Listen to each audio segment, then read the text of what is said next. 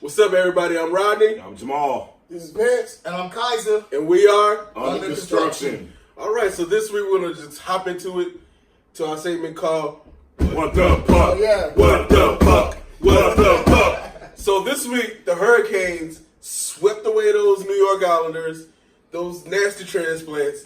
Guys, what do you guys think of the Hurricanes so far? Do you think they're playoff favorites? What do you guys think? All right, so being the resident Yeah. hockey black guy, Hockey black I won't guy. bore you with too many technical hockey terms, but there was, the Hurricanes were essentially equivalent of a 7th seed this year. The NHL changed their playoff format to kind of match the MLB playoff format, except with 8 teams instead of 6. Okay. They were 11 games out of the final wild card spot before the All-Star break. Wow. They ended up having the 3rd best record in the league after the All-Star break, and that got them to the 7th seed. And so, just like any sport, it's really all about when you get hot and can you carry that momentum. And they've been Kinda able like football, yeah. right? They've been able to do that through the first 2 rounds. They were able to beat the Washington Capitals, which were essentially the number 2 seed and the defending champs, and then they go to beat the Islanders. A lot of people after they beat the Capitals, but they're going to get stomped out by the Islanders. Yeah. Although the Islanders, weren't like a great team. They overcame some odds in their first round matchup, but to sweep the Islanders, I think says a lot. And this Columbus-Boston series is big for Carolina because Boston would be heavily favored, whereas Columbus is essentially the last wild card spot. So you would have a 7 and an 8 seed in the Eastern Conference Finals in the NHL. Wow. I don't know if that's ever happened before, but that would be big because then you would have to favor Carolina to go back to the Stanley Cup Finals. AKA things that will never happen in the NBA. Never at all. Hey, well, first off, let me say this. No matter what sport it is, anytime a Carolina team can beat a New York team, It's always a good day. It is just Awesome. absolutely It's always a good day. glorious. So let's get that out, first. But I'm not able to give you guys a ton of stats, just like Kaiser was. But with everything that's happened with this Hurricane team this season, they like Kaiser said, they started off a little slow, then they had the whole bunch of jerks thing happen, and for them to get their first ever sweep in a 7-game series in the history of their franchise with the coach who was on their only championship team. It's pretty dope. It's pretty good. Destiny, man. And last week I told you guys that I didn't want to watch any games because I was afraid I was going to jinx them. Right? And I just want everybody to know that I've been able to watch 2 games. And they won. Both games. Good job. Yeah. That's right. So I watched game 3 and I watched game 4. And it's funny because during game 3, it was a close game throughout the first 2 periods. And it was Carolina went up 1-0, then it was 1-1, Carolina went up 2-1, and then it was like 2-2. And then Carolina basically just said, okay, well, we're done playing with you now. And then next thing you know, it's like 5-2 or something. And the first 2 periods, you can feel the crowd being very tense because they didn't know what was going to happen. But that 3rd period came and it just got further and further away.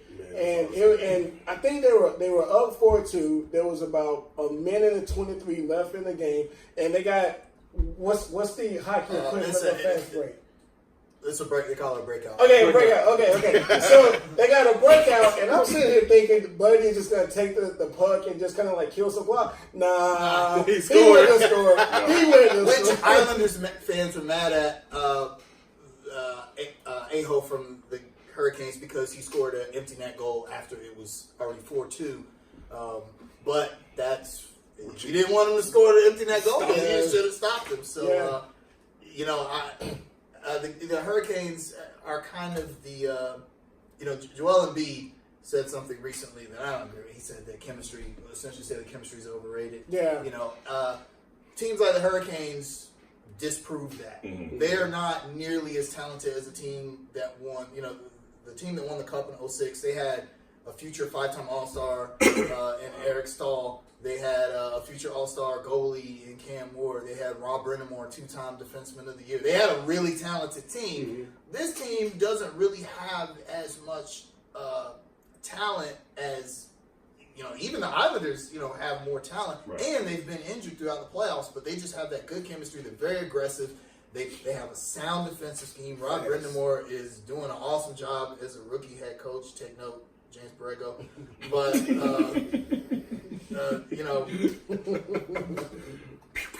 So let me ask you a question. Don Cherry recently kind of doubled down on some statements, called us frontrunners, and basically just You know what? solidified the trade. What do you guys feel about that? Don Cherry, we are front runners. Screw you, dude. Yes, we are. I've said this like a whole bunch of times, man. North Carolina professionally needs something. Get off our sack, man. Look, the Hornets have struggled. The Panthers, they make the playoffs. Can we have something, Don Cherry? Is it okay? Like, in every single sport, man, when the team gets some success out of the blue, man, there are going to be casual fans. There are going to be bandwagon fans. At least the bandwagon is North Carolina based. We're not some North Carolina. We're not North Carolina fans like, yeah, go Bruins. Like most summer people like go Lakers, but that's another story. But anyway, yes, Don Cherry, we are on the bandwagon, and we are very proud bandwagon fans. So whatever, man. Look, take your old grumpy ass somewhere. I don't care, man. Go Canes. I might give myself I might steal this jersey and ride up to Raleigh and watch us win this cup, man. So yeah, I'm all for it, man. Let's go Canes. That's what's up. That's what's up. The Raleigh fans, though, to talk about bandwagoners, I mean, they've always been very rabid about the Canes. Yeah. Granted, in the down seasons, like any team, the attendance won't be right, as high. exactly. Yeah. But I mean, everyone knows that Raleigh is one of the toughest rinks to play in the NHL. I mean, it's loud. It is loud there. And one thing I noticed about watching that game was the environment. I kept looking at it like, man, I would love to be there, man. Like, it just looked it looked like just this sea of blood, red and black, and it looked kind of like apocalyptic. And I was like, that is so dope, man. Like, that environment was something I would love to be a part of, man. Like, I'm proposing an under construction field trip to Raleigh soon. So yeah, Let's go. Yeah. All right. We're going to move on to the Hornets, unfortunately, in our segment called the 10th pick. Yaron Weitzman, the Bleacher Report, wrote an article basically stating that we're kind of screwed if Kemba stays or if he goes. Mm-hmm. What do you guys think? I have my feelings. What do you guys think? All right, what do you got, Jamal? What do you got?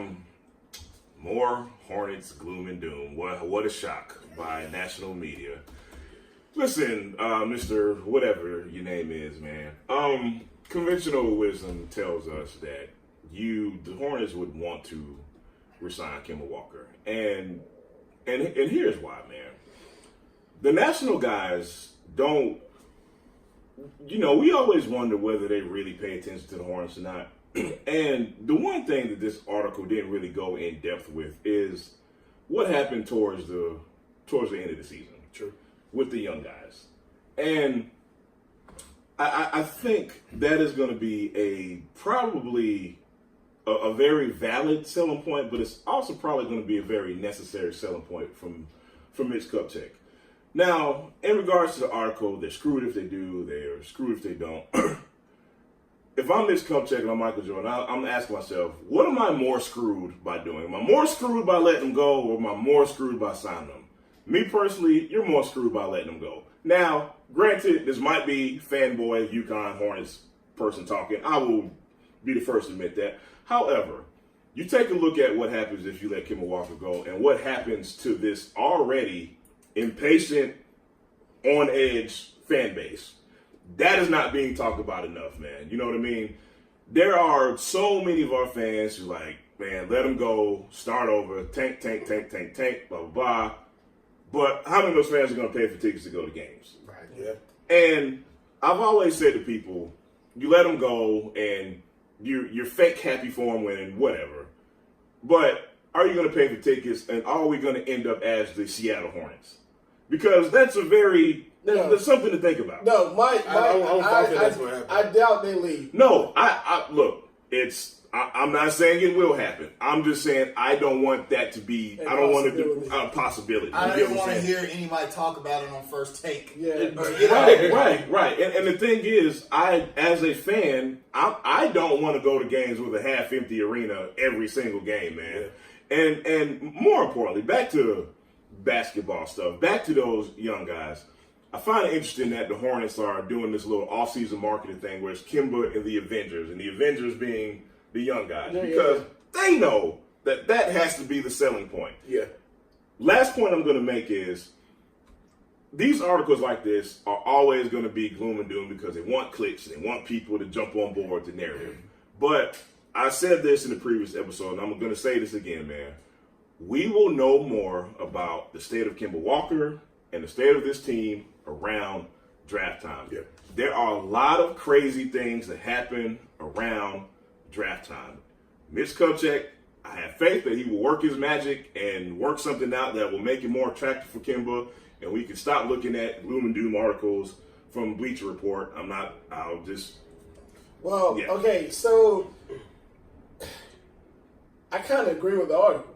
Me too. I agree with the premise of the article, and I think what the fan base is getting caught up too much in is we're looking at the headline, and everyone is looking more so just at they're taking that as get rid of Kemba Walker, and this fan base is so emotionally invested into Kemba Walker. I don't think they look at the numbers or how the moves will affect the team going forward. And I've said this in groups that we're in. I've said this on the show. If we lose Kemba Walker, if Kemba doesn't stay, this 39-win team possibly becomes a 29-win team, or maybe a 19-win team. I say it would be a worse team. Yeah. On the bright side, if Kemba Walker leaves or doesn't come back, doesn't sign, we have a hell of a lot of money to sign whoever. Technically, we don't.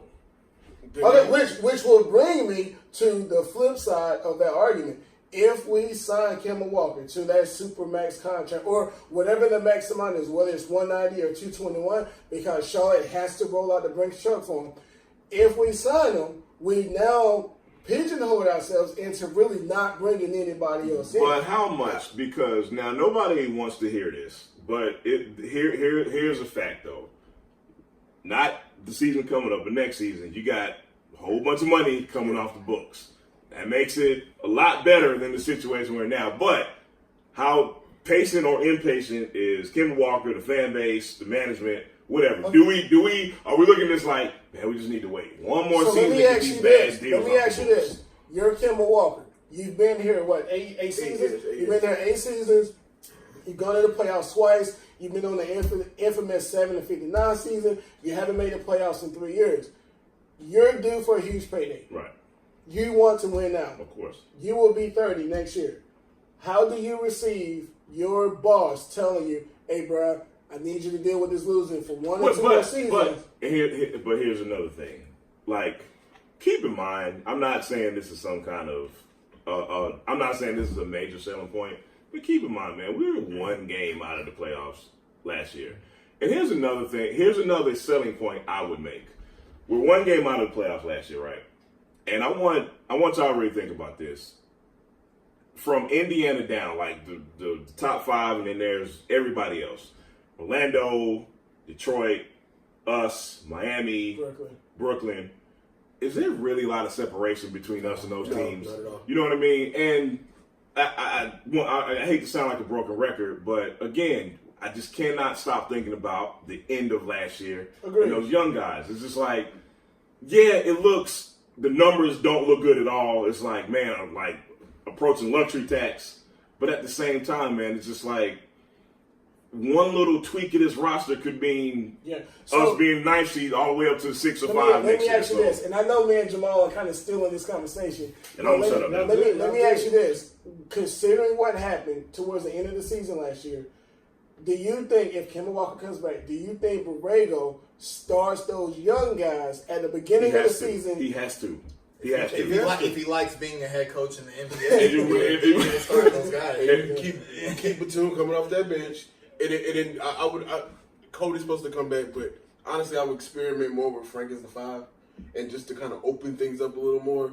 and then just having Miles and So Frank is coming back to Charlotte in your book. If you bring Kemba back, you got to bring back Frank. You got to at least put the qualifier. I think they'll put the offer out there, but they won't match if it's too high. If it's too high. Another team, and other teams will be interested in a 7 guy who shoots 37% from 3-point line. I know Frank has a lot of haters in Charlotte, but he is what he is at this point in his career. I can think of a bunch of teams. You think Dallas wouldn't like a 7-foot guy that could, shoot 37%? So, my thing with the Kemba Walker free agency paradox, there is no paradox.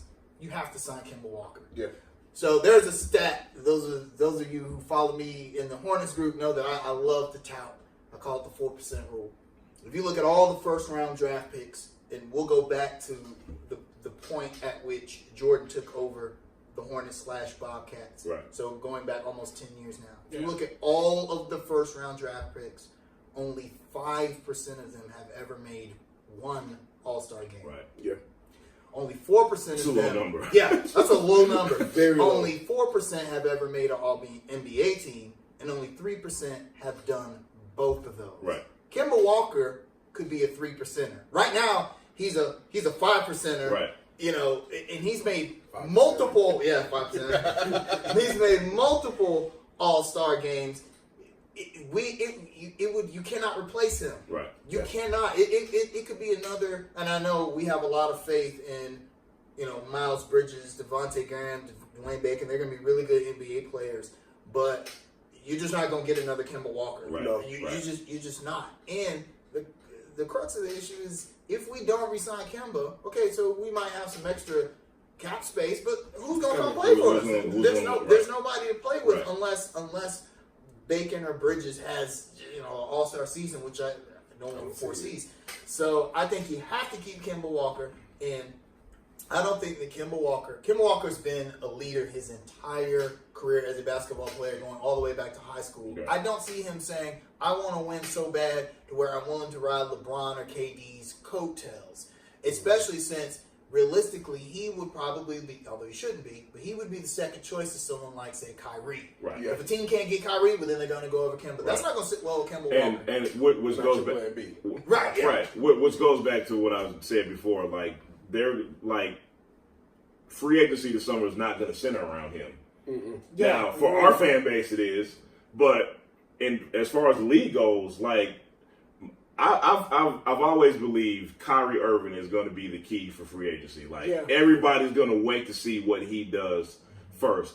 And aside from that, like the article even mentions, Kemba Walker has said over and over again he wants to change it in Charlotte, and I just don't think that's mentioned enough when people are trying to figure out well, what's he going to do, where is he going to leave, is he going to stay? You know what I mean? I've said it before. Mitch Kupchak has some work cut out for him, man. He's got to work some magic. He's got to work some magic.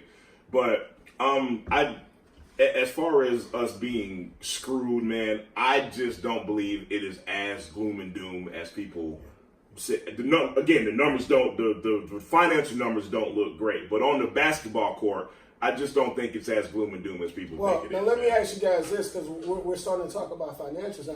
We have a history, or the Hornets have a history, of overpaying players. No, we all agree. We all agree. But Mike was cheap though. He's very cheap. He only cares about his money. All he cares about, But we all agree as Hornets fans that Kemba deserves a max contract. Right. Even if he gets that max contract, with Kemba being Kemba, looking at NBA as opposed to Charlotte, do you think he would be getting overpaid? Because I've seen this from a few. I'm gonna be honest with you. I'm gonna be honest. Toward the back end, honestly, I can see that. $30-40 million a year, I can see that. That's fair toward the back end. I can really see. I can see it be like, look, he's only averaging 15 a game. He's getting paid $40 million a year. But like for those first 2-3 years, he's owed that, man. He's old. I mean, we're under $12 million. Only because of what he's gotten paid. That's what I'm saying, right? Because he's still on his rookie contract now. A lot of people on the rookie extension. He's on the rookie extension. And I was gonna say, like, the Hornets should be the last team paying players legacy contracts, but at the same time, man, it's almost just out of principle. You know what I mean? Like, this dude has been nothing but like just the best ambassador for the Hornets on and off the court, man. It's just Well, you can't have a history of overpaying mediocre players, and then you don't pay your main guy. the best guy you've ever Come on, had. yeah, man. So, and That's honestly, a good point. I think that may be the reason. I mean, even if we don't offer him max, we can still offer him way more than any other team could possibly offer yeah. him. And I think for Kemba, that might be enough. You're still going to get to lead the Avengers. You're going to get paid close to $200 million. You're going to get to stay in essentially what's become your new home, which he states he loves over and over again. Still in the house. And I understand that the report came out that not getting the Paul Gasol deal done kind of soured him. I understand his frustration. I think a lot of us were frustrated that we couldn't get something done. Mm-hmm. Although I think in the long run, I think even Kemba knows. Okay, considering how the season ended with the young guys, okay, maybe we made the best move by And not. Gasol hasn't looked too good. Right. He hasn't looked too great. So Right. that we could talk about that once Toronto gets bounced, but he hasn't looked that great. All right, so moving on to not looking too great. There was an article by Hornets publication, not directly affiliated, but just a Hornet fan site, stating that Shai Gilgeous-Alexander was a better pick than Mr. Miles Bridges. oh boy.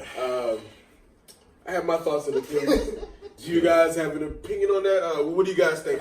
Was the article necessary? I know Vince Was very it strong correct? right now. Okay, to add some more context for those that who may not be in the wind of this, essentially what happened was Alexander had two doggone good games with the Clippers. I'm not going to take anything away from the kid. He had two good games. And then this publication, which I'm going to do my best not to mention, No, we're not. posted an article saying that he would have been the better choice over Bridges. Now, here's the deal. Here at Under Construction, one of our motivations for starting this You podcast, stole my thunder. Good job.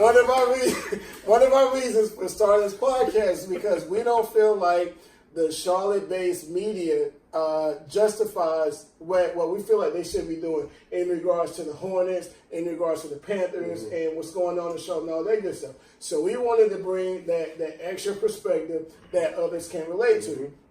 With that being said, I absolutely love the fact that there are average Joes working 9 to 5s that are taking time out of their day to do this stuff when they're not even getting paid for it. At least initially. I will always support anybody who wants to do that. But to post some heat of the moment BS like that, which is completely disrespectful. Now, if Miles Bridges sat on the bench all year and whatever promise he showed in the beginning faltered and he kind of looked monkish, so to speak, you can almost just... Interesting. I didn't say it. Oh, I didn't say it. Did y'all pick up I on picked that? up on it. Okay, all right, but I can kind of see that. But from the All-Star break on, he improved, and he improved, and he improved, and he improved. So because you watch Alexander on a team who was supposed to be tanking this year and wasn't expected to push Houston 7 games, have a Go to few... State. Say again? Go to State. Go to State. No. Was it Go to State? Yeah, they can play Go Yeah, State. got you. Okay. To watch them push them guys to the brink like that, and then you post that article in the heat of the moment, I honestly don't have a word to describe how I felt. Jamal, At do you least have on the camera, I can't do it. Jamal, do you have the words on camera? Trash, clickbait, unnecessary, garbage, Irresponsible. whack, irresponsible. Are those enough words? Lazy. Vince stole a lot of my thunder, and let me just we just had a discussion off camera, and I basically said that basketball discussions, they tend to garner a lot of overreaction. This is why, because you got garbage like this being posted, and fans click on this stuff and they run with this overreactionary stuff, man. I'm going to keep this really, really simple. I'm not even going to go into a lot of detail, and there's not going to be a lot of nuance. Why are we comparing kids after their rookie year? When did we start doing that? different players hit their strides at different times. Different players hit their prime at different strides. Different players come out at different times. Yeah. Miles Bridges came out as a sophomore. Alexander came out as a freshman. That might matter down the road. Alexander, his role was a lot more. He basically played a lot more with the Clippers than Bridges did early on with the Hornets. Yeah. All this stuff matters. So for someone who wants to be a reputable publication to come out with this overreactionary garbage is just sad. Can we at least wait 3 years before we start comparing careers? Can we? And Alexander started 73 games. Right, yeah. In comparison to Miles, only starting like 20, 21 games. He had a way bigger role than Bridges did. And when you compare their per 36 or their per 100 possessions, they're essentially the same player. Yeah. They're the same player. It comes down to, I said this off camera earlier, that this was the Justice Winslow, Frank Kaminsky drama. Right. Everyone, the draft is such a crapshoot, and one thing fans always want to prove is that they know more than the front office. We should have drafted such and such, and if you guys remember on draft night, a lot of people were upset that we traded away, SGA and for Miles Bridges essentially, especially since the Hornets kind of have a history of trading away, really good players on draft night. So. I don't know if this publication felt that way on draft night, but if you try and finagle the numbers, you could make it seem like, well, hey, I was right on draft night. This is the pick. But after the first year, it doesn't make any it's sense. just- and the thing Well, is, and I don't even have a problem with them highlighting the fact that Alexander may have been a good or the right draft pick, but to come out and say he was the pick, the better pick. And then another issue of mine is Miles Bridges saw the article and Yeah, said bet. yeah. And so, like, and my thing is, for media members and future media, does this limit their access? Because he feels slighted? Like, hey, No. you guys don't respect me. I don't Are think you that. checking me? I don't think that will limit someone's access to the team. I mean, it was a hot take. It was a hot take. Now, But does he see it as a hot take? Well, He's still a kid. I think he's a kid, and these players have really big egos. Let me man. say he's a Like, kid. well, on end of defense, it was strictly basketball, and it was strictly opinion. Now, Not the personal tag. The thing that got me was when I read it, it was just like, hey, Shea is really good. Oh, so is Miles Bridges. Shea's really good. So is Miles Bridges. And so it's just like, okay, basically you were telling me, okay, my personal preference for Shea, but Miles is not a bad pick. But I'm going to write this article because we need clicks, and I want everybody to look at the my timing article. was just bad on it. Yeah. It was just bad, especially considering how well Miles Bridges played down the stretch, how he kind of grew into that starting role. Anyone that watched the Hornets game knew how much of an impact he made. Right. He was our best rim protector. and no one was talking about Alexander during the regular season. Not like But that. they're only talking about it now because there's less than 16 teams that are playing. But again, NBA fans love to overreact because Steph Curry, he's falling off. He's not good anymore. Remember, Inside joke, guys. Inside joke. Real Steph quick, Curry missed the dunk. It's Inside over. joke. Real Just quick retire. before we move on, this goes back to your question. I don't know if you guys ever saw the video clip, but there's some guy in LA that wrote an article about Boogie Cousins, about his brother. I think something happened in the club and other good stuff. And in the locker room after the game, Boogie was cussing the reporter out. He said, look, I don't care what you write about me. You can say about me whatever the hell you want. But under no circumstance do you ever talk about my family. Do not do that again. Something like that will have you lose your press pass. Yeah. But to keep it strictly basketball, Right. nah, Miles just got to be Miles just got to be upset. But any motivation for the young guys is good. Hey, man. You think Miles not going to be thinking about that? He probably Yeah. got that joint close enough. Miles. Oh yeah. I need you Oh, yeah. dunking everybody. Yeah. Look, you see SJ in there. And I was just saying, Yeah. when we play the Clippers, that's going to be Yeah. Hey, that article be getting retweeted. Yep. All right, we're going to jump into the our back-to-back winning season segment. So, By the way, I'm sorry, I love that call it the Panther segment. some people just still don't get Yeah. it. So, Mike Florio Oh boy. was on WFNZ, and he basically stated that Will Greer could be a leverage play against Cam, and says the Panthers have a hard choice in the next coming years. rather than pay Cam $40 million? Is he worth it at that point? What do you guys feel about this? I have my thoughts and opinions. What do you guys feel? I'm going to ask a question. Sure. And then I'm going to give the floor to Jamal. At what point have we ever talked about a third rounder like this? And we haven't even gotten to training camp. Go, Jamal. So there was someone on this panel a couple weeks ago that said if we draft Will Greer in the third round, it was going to be a bigger distraction than if we would have got Colin Kaepernick locally. I cleaned it up when I say locally. Damn it, here we are. Here we are already, and we are how many months away from the season? Oh, man. And the draft was 2 weeks ago. And here we are. Thank you, Mike Florio. Look, I don't even know if I can even listen to Charlotte Sports Radio for the next 8 months, man. I'm serious. Here we are. Look, man, to keep it football, to keep it on the field, man, how bad is Cam's shoulder? Because, look, man, if it's strictly about the injury, if you're really worried about him, if you're worried about him physically for the next 2-3 years, I'll say it, this stuff is valid. Yeah. However, if Cam comes into training camp and that shoulder is 100%, it is flat out disrespect. It is flat out unadulterated disrespect for a quarterback who won MVP 3 seasons ago, 3-4 seasons ago. Look, man, Mike Florio, he's a fire starter. He works very closely with WFNZ a lot. He's on air a whole lot, and he says things to get people going. I tried my best. I said, I'm not going to get mad at Mike Florio today because God knows I get mad at this dude every week he comes on the show, man. I'm going to try to be objective, man. Look, you drafted Will Greer. Again, I've said it before. I think it's a little bit of meddling on David Tepper's part. I don't know if the Panthers are overreacting or are they really being cautious. It all goes back to that doggone shoulder, man. How healthy is Cam? And let me say this one last thing. I'm gonna say this one last thing. Cam was asked about, how is he gonna be the day one starter? He said, "Well, it's a process." I didn't like that answer. I'm like, dude, no. I want you to say, "What do you mean? I'm the starter come game one."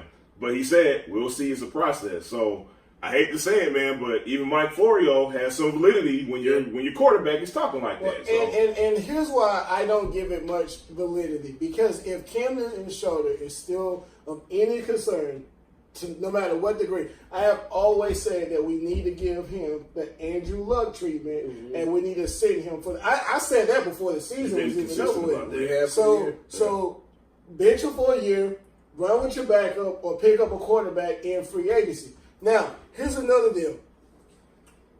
When Cam Newton is healthy, he's top 5, top 10 quarterback in the NFL, depending on your perspective of a quarterback, because Cam likes to run a lot. Right. So, he has not shown me anything that will tell me as a general manager or an owner that I need to be getting rid of this guy in the next 1, 2, or 3 seasons. Right. With that being said, like I've said for the last month or so, you don't spend a third-round draft pick on a quarterback. Now, with Will Greer, as good as he is, when he comes in... As good as people think he is. Go ahead. As good as people think he is, as good as he may be, when he comes in backup, in relief, as an offensive coordinator, you have to change up your play calling. Yes. You essentially have to have 2 playbooks, one for Cam, one for Will Greer. Do you know who you would not need another playbook for? Kaepernick. Tyrod Taylor.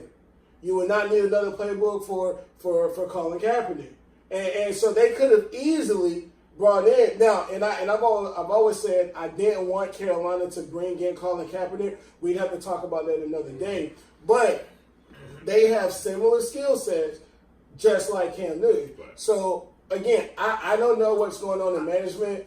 The problem is with moving on from Cam is that you're not just talking about changing the quarterback. To expand upon what you said, you are changing the culture of the franchise if you move on from Cam Newton. Everything on the field, everything the Panthers do is predicated around his ability as a football player, not just as a passer or runner.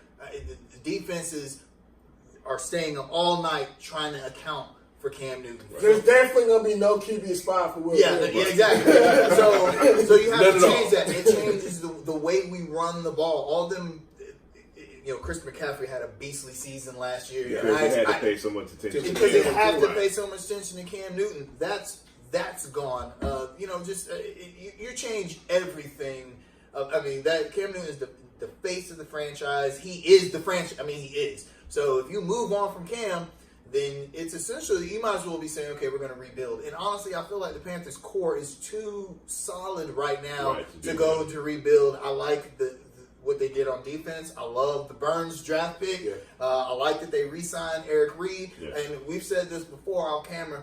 I feel like if you have Luke Kuechly, a former Defensive Player of the Year, perennially one of the best defenders in the league, and Cam Newton, an MVP, on the same team, Right. and you don't win a Super Bowl, you've wasted both of their careers. Yeah, I You've agree. wasted a decade Yeah. of having two of the best players, the two future Hall of Famers. So I feel like you got to go with Cam till the wheels fall off. Right. You got to, Right. sitting him for a year, that might be the best thing.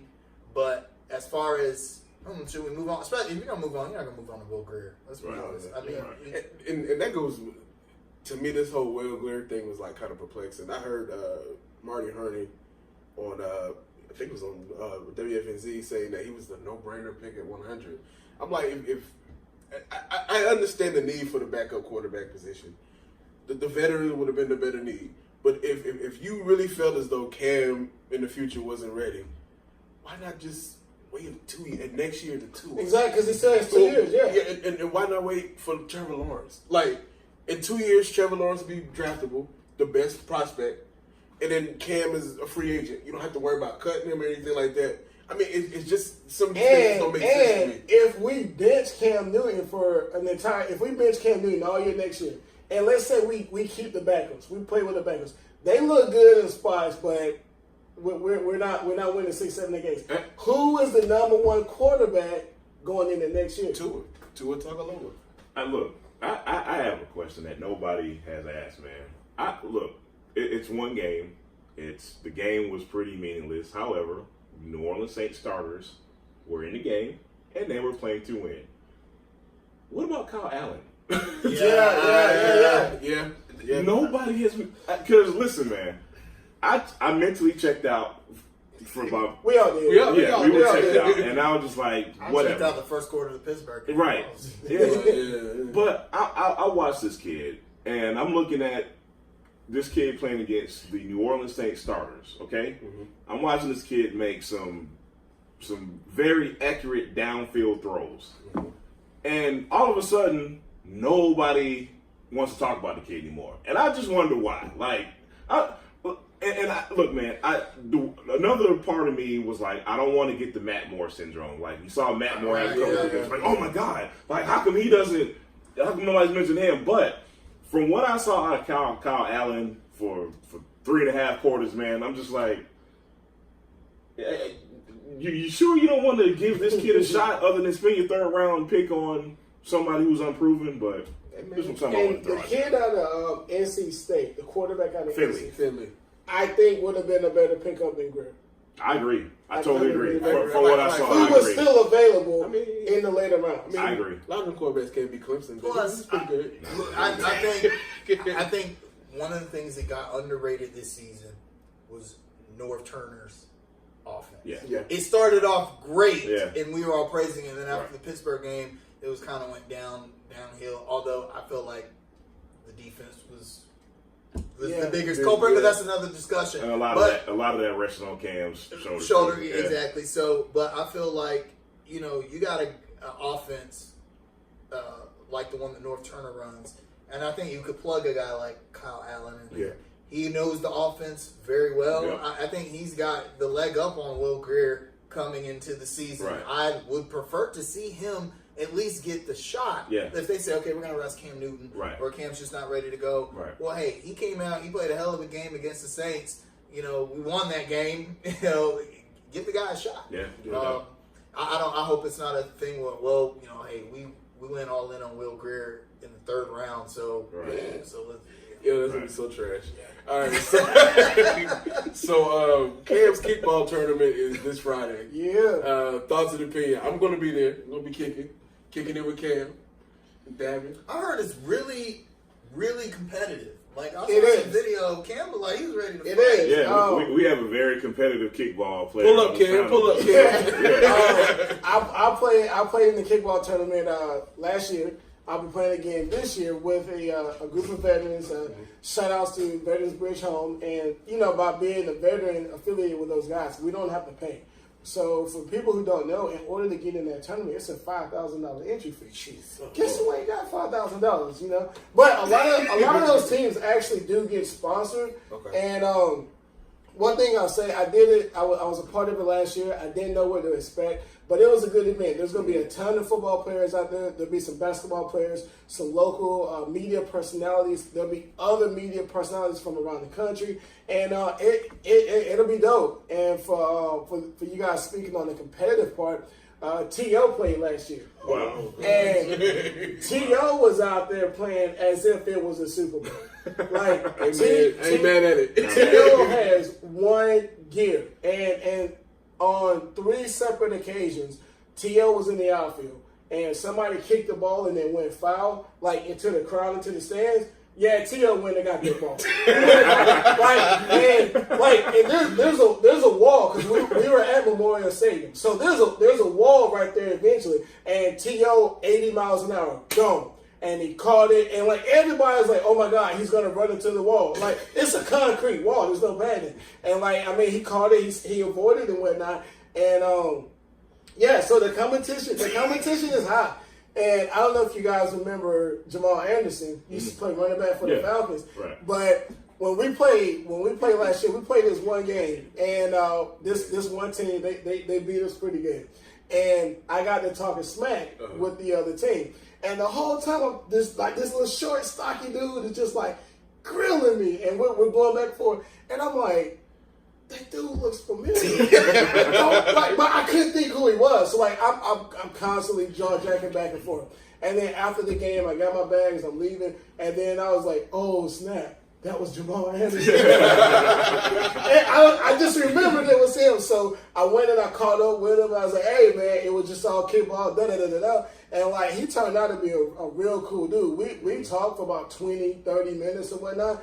And but yeah, it's a dope event. All the celebrities, they don't have their egos. They just want to get out there and play. Okay. I hope we don't play with Cam Newton, because Cam Newton is out there just to have fun. And I haven't seen a Cam Newton-led team win a game yet. So I'm just and it's and he kicked the ball at Cam. He bounces around from team to team. He'll go play for a few minutes, and he'll go to another team. And we watched this one team last year. They were winning the game 4-2. And then Cam Newton comes over there and he kicks the pitcher off the mound and he starts pitching. And next thing you know, they lost 7-4.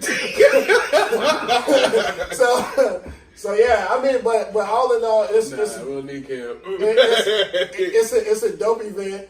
If you can get off on Friday, it starts at 11. It's at Bank of America. It costs $5 to get in. And it's a dope event. And shout out to Temper and the Bank of America people for actually putting the Bank of America this year, opposed to being in Memorial all these previous years. Right. Now, speaking of Temper and Bank of America, a topic that we've talked about in the past, they had that beer fest yesterday. Are you guys aware of what happened? I heard it was an utter disaster and it was raining. Let me ask you this: have you guys watched the Fire Festival documentary? No. Was it? I watched it. It was bad. I've seen comments on social media that it was Fire Festival bad. Wow. Oh, no. Completely unorganized. Well, what was the? I was gonna say what was the crux, but if it was just organization. Organization Wow. and tempers flared and it's. Yeah, I haven't seen anything good about it. And I wanted to go. Right. I don't drink beer. I'm not a beer drinker, but I wanted to go just for the experience. But I was on Twitter last night, and I got a few friends that went. Look it up. It's not good. It's not good. I saw the reference this morning, and I just was like, what are they talking about? Yeah. Okay. Maybe this is a good segue into the culture segment, because the beer culture in Charlotte is interesting. Oh boy! It's a brewery on every corner now, and if you look at who owns some of those places, just do your research, people. they're not people that you would generally associate with, otherwise than frequenting their establishment. So that doesn't really surprise me, honestly. that happened, with the way the beer culture. Yeah, is. it was pretty bad. It was bad. It was terrible. Like the comments I've seen is like I'd rather been somewhere else. Yeah. It's pretty bad. All right, so we're going to segue into our culture segment. On a more serious note, on April the 30th, 22-year-old Tristan Terrell, last time we're going to say his name, went to UNCC and opened fire upon a classroom and shot 6 people, 2 fatally. Mr. Riley Howell, the hero, tried to jump on him to kind of stop the shooting, and also Ellis Parlier was killed as well. And I want to name the other victims as well: Drew Pescario, Rami Ramadan, Emily Hoput, and Sean Paterat. Our thoughts and prayers are with you. We hope you guys fully recover. Just praying for you and your family. Guys, let's discuss the situation. When you look at other mass shootings that have happened like across America, and there's too many of them to reference. I mean, it's always one thing to see it on the news and be like, man, that's really unfortunate, and you pray for those victims and you wish them the best. And it's always different when it happens close to home. Yeah. It's always going to be different when it happens on your soil, within close proximity of where you live. And every time it happens, it triggers, it triggers gun control discussions. But what I personally want to do today, the goal of my discussion today is to talk about the mental health aspect of all these things. And people can go back and forth over gun control, gun laws, all this other stuff. Me personally, I'll keep it real simple. People have a right to bear arms. I don't think everybody needs semi-automatic weapons. We'll just keep it short like that. But getting back to the point that I want to make about this shooting and other shootings, I don't think it is discussed enough how people don't readily have access to mental health assistance, for lack of a better term. And I don't have the answers as to how to make that happen, but I just feel like there needs to be way more resources early on, starting off in the elementary school all the way up to the college level. Because just from a human perspective, I want to be clear that for now, I want to take race out of the equation. I want to take all these mitigating factors out of the equation just for a second. My personal belief is nobody wakes up and says, man, I really want to go shoot everybody today without something being terribly wrong mentally with them. Anybody, I don't care who you are. And I just don't think it gets discussed enough. Like, what was going on in this dude's life and everybody else's where this goes untreated that long? Because anybody who is crazy enough to try to take 6 people's lives and take 2 of them. And let me be very clear about something. I know there's going to be some people who's like, man, don't give this dude the defense of insanity or not being mentally capable. But my personal belief is everybody who has the gall to do something like this, there has been something untreated for a very long time. And it's just a personal belief. Like anybody who studied criminology, anybody who has a human services background, social work background, like I have a long time ago, there's always a cause for this type of behavior. But America doesn't ever want to talk about adding resources to have people who have help readily available to them. I'll end it on this note. I'll just say I'm hoping for the best for UNCC. I'm wishing for a fast recovery. I would urge everybody to just live their lives and do not live in fear. And my thoughts and prayers go out to the family. I'll keep it at that. So my thoughts are pretty scattered all over the place. And I think that I had something that I wanted to speak on until Jamal spoke. And with some of the things he introduced in the conversation, I'm kind of all over the place as far as how to address this properly. But when I first, now, for one, I could probably leave my house and walk and be at the campus in 5 minutes. That's how close I live to UNC Charlotte. And when I heard that it happened, I was just emotional. There was just a plethora of emotions coursing through my body. But after everything happened, after the kid was arrested and after the murderer was arrested and taken into custody, there's just one thing that could not escape my mind. And it's the fact that when those cops got a call, they knew a shooting had happened. They knew students had been hit. They knew somebody was possibly dead, if not more than a few people. How does this kid, this murderer, gets taken alive? When literally just a few weeks ago, we had another murder where the kid was not posing a threat. Well, the victim was not posing a threat. He was not brandishing a weapon. He was told to put the weapon down, and as he complied with orders, he lost his life. And I'm just so sick and tired of watching these mass shooters who just happen to be white constantly find themselves being taken alive, Taking a Burger King, all being treated like a human, but so many people of color don't get that same respect. And that's been my biggest frustration. And to the two that died, obviously their lives were taken too soon. I sympathize for the families. Nobody should ever have to deal with that. I don't even think I have the words to say, to put how I truly feel. I don't know if I want to get into the gun conversation.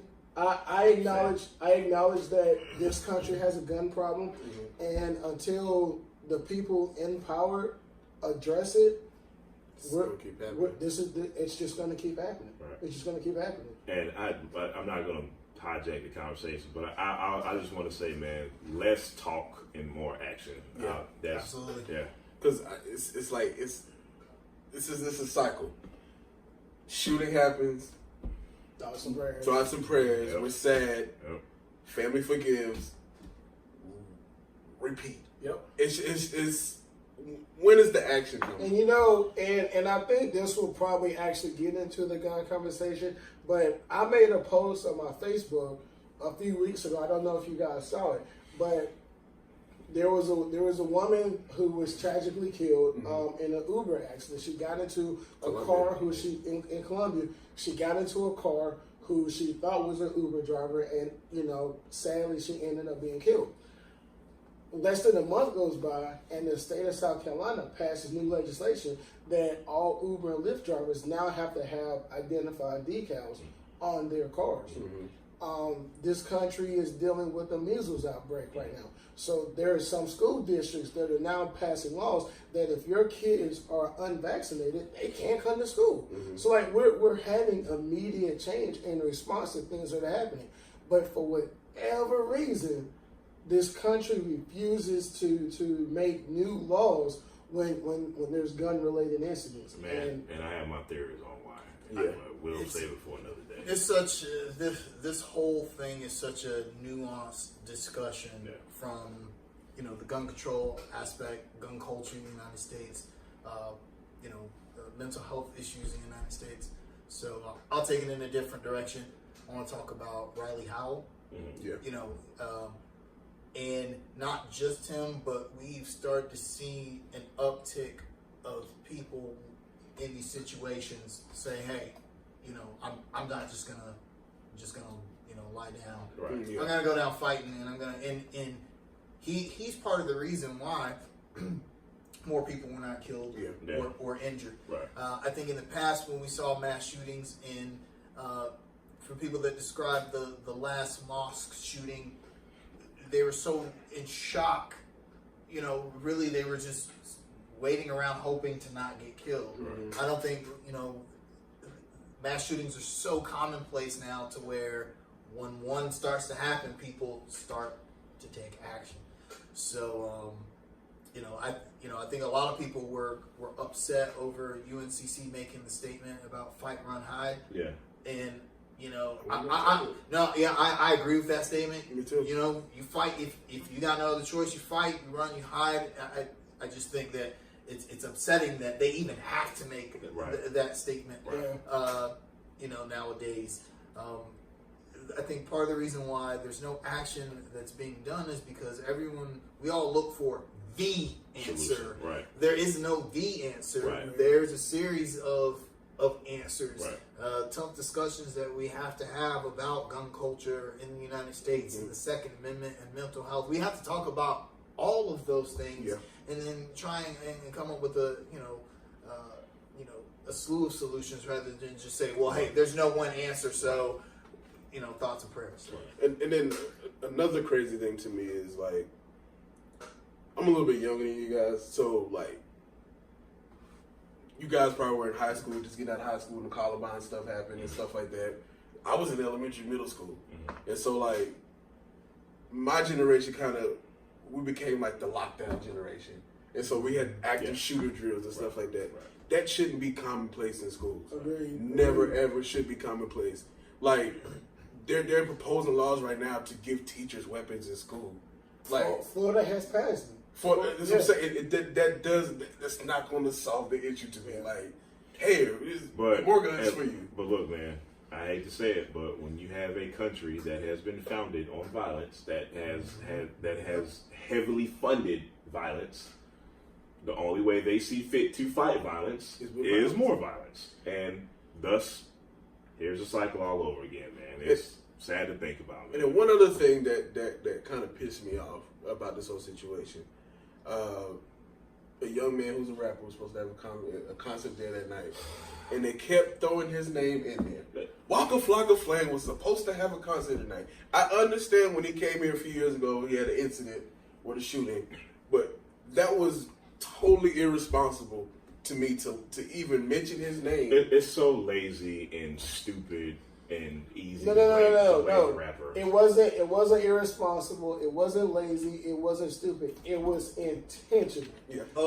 And I say that because there's only one news source here in Charlotte that's been promoting that narrative. Right. And if you guys follow that page, I follow that page for about a week. If you follow that page, whenever something happens in Charlotte, pay attention to the narratives being used. And hopefully the people listening and watching can understand the message I'm trying to convey. But UNC Charlotte, for those of you that don't live in Mecklenburg County, is in the university area of the county on the north side of Charlotte. There's a big, bad boogeyman over here on the north side. So anytime that there's any type of violence, it gets related to the African American experience. Right. Now, as we clearly saw, there were no African Americans involved in this shooting right here, but because Waka Flocka was on his way here for a concert, that's what they did. Way here. He was on his way here. He wasn't even here. He didn't even land. And here's what's actually worse about that.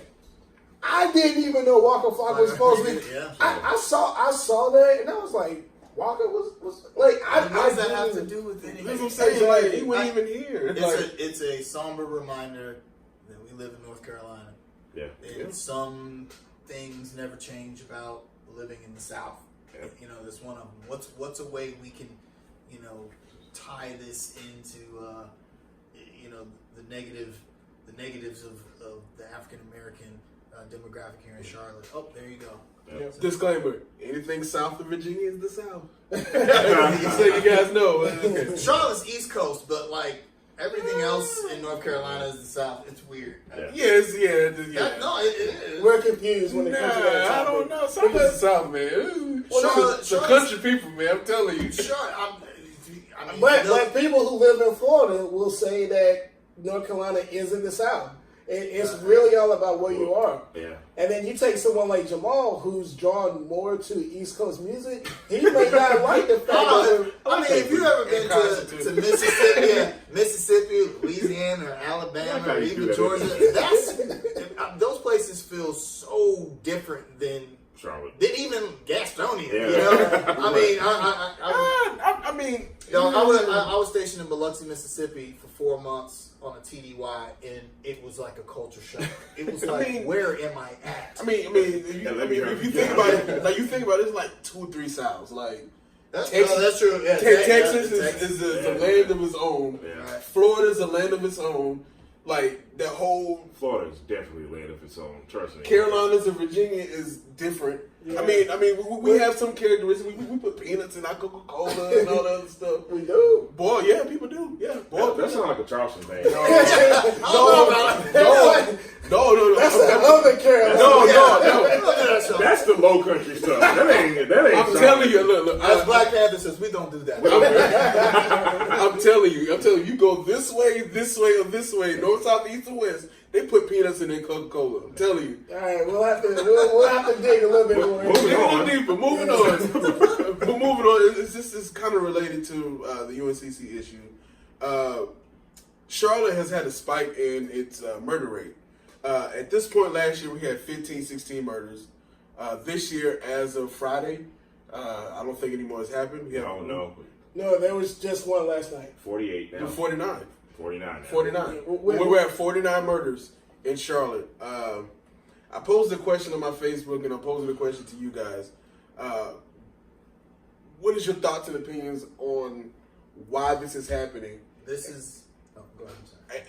Go ahead. I was going to say, this is the price we have to pay for being a growing American city. It's really that simple.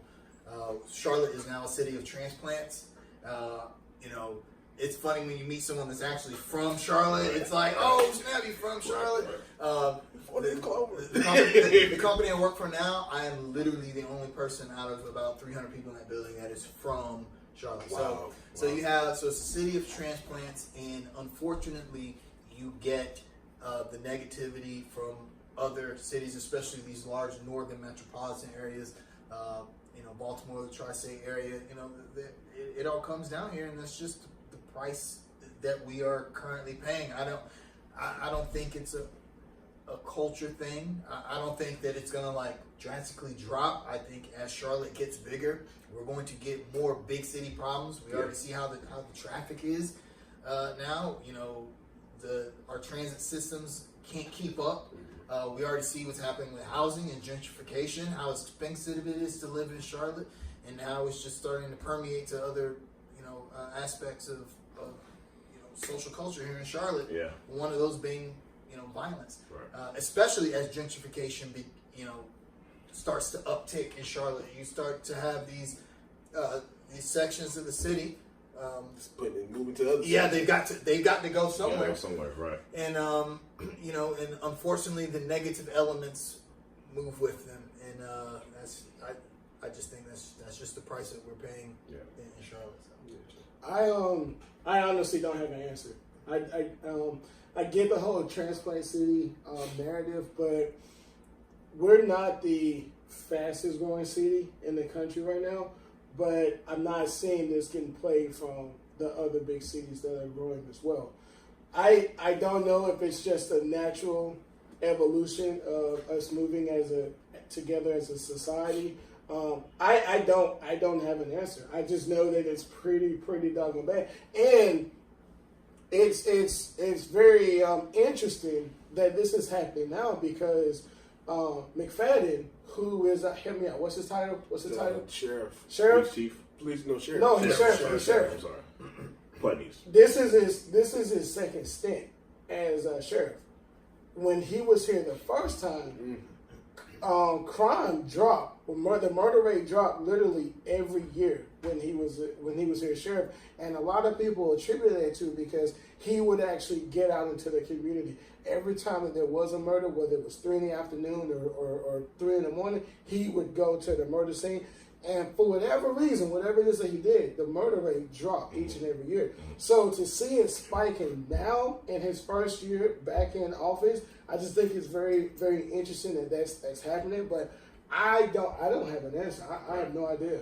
I don't have a real answer either. Mine is all just speculation. Let me be very clear about that. And there are 2 things I thought about when this was first presented to us, man. And one of the things I thought about was Charlotte's struggle with upward mobility, and people are struggling. You look at Charlotte. People from outside look at Charlotte, booming city. You know, we have the banks here. There are people who are very successful and who make a lot of money here. However, we all know sitting here, there's a huge gap between the haves and the have-nots in Charlotte. And I truly believe that the have-nots are stressed. I don't know any other articulate way to put it.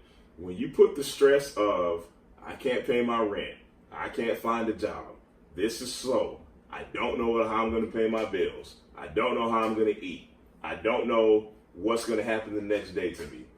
I truly believe this is taking a strain on a big population in Charlotte, and this is what the result of it is. Again, this is all speculation. I don't know what makes people wake up out of bed and say, I need to go kill somebody today. But going back to the UNCC discussion, I have this personal belief there is always a mental health aspect to people who resort to violence to solve whatever problems, or if they can't control their emotions. And I just think Charlotte's lack of upward mobility is a big problem when it comes to what we're seeing and it now. creates all this proximity on proximity murders that happen. Because people who have common sense know that people who kill each other tend to kill people who they live around.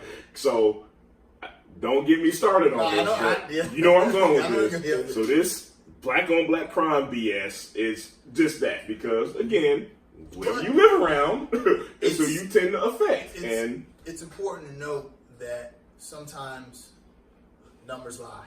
Right. Okay, and they can use that to push the narrative, because they can say, well, hey, we're gentrifying these areas because, I mean, look at the violence. Whereas, for instance, if someone said, you know what, there's a 25% increase in the number of murders in Charlotte, like, 25%, that's a lot. But if you have 50 murders one year or 40 the previous, that's a 25% increase. Yeah, right. That's 10 more murders. That's such a finicky thing. There's so many factors in that, but they'll latch on to the big number, that 25%, and use that as an narrative. Look at the violence in Charlotte. So we have to be careful, because you're going to get people like McFadden, Chief Putney, who are going to throw these numbers out and say, hey, we need, and the police are already over militarized as it is. Right. We know what the police presence is like in Charlotte now. Yeah. The last thing we need is for them to have a reason to increase that. Right. And I'm gonna do some historical things. Like, the most violent era in Charlotte was between 88 and 95. Spiking in 93 with 129 murders. Think about it. In 93, we were half the population with 129 murders. Think about that. And a lot of that was kind of sparked with the crack trade and everything like that, which I understand. And then recently, it was 2014, 2013, we had 40 murders for a whole year. And so, like, one thing that stuck out to me is a lot of these are people that know each other, and they stem from disputes. And so it's just like, how do you police disputes? Like, how can you, like, hey, you have an argument, let's go over that. You can't. And it's just like conflict resolution. There's no real prevention. You know what I mean? But that goes back. That's why I'm so big on this mental health kick. Yeah. Because to me, it's the root. Any problem that you're looking to solve, my personal belief, you look at what the root cause of this is, man. And it just ties in to stress and to not being able to control your emotions when whoever pulls that trigger. And like you alluded to, man, that's not anything. I'm sorry to say, man, the police don't prevent that kind of stuff. It just is what it is, man. The best thing, the best way Charlotte local government can go about it, like Vince was talking about, why are we not going back into these communities, man? Why are we not engaging in our communities? Why are there not more things to do for our youth, for 18 to 21-year-olds in this community? I say that age range for a reason because it seems like that age range is the ones that are involved in these murders, man. And I just think that, you know, local government needs to take a long look at that. More opportunities, less people in the street, less people doing illegal activities for money. That's it, man. Your murder rate's gonna lower. You got to keep people busy somehow. All right, so we're gonna jump into our shout outs. Anybody want to go first? Volunteers? Okay, I'll go first. And I actually forgot we were supposed to do shout outs because we stayed on the hip hop topic so long. But with everything that we've talked about with the culture segment in regards to the shooting and all that good stuff, and I'm sure you guys saw that Facebook canceled a few people's profiles because they were too right wing or too left wing and all that. I just want to give a shout out to everybody who's fighting a good fight. I want to give a shout out to everybody who is actually using their social media for more than just putting up food pics and gym selfies and all that. With everything going on in this society right now, everything going on in this culture with so many false narratives being pushed out there, I just want to shout out to everybody who's actually trying to disprove those narratives and trying to put that truth out there so that we can ultimately get to a better place. Okay. You know, keep going.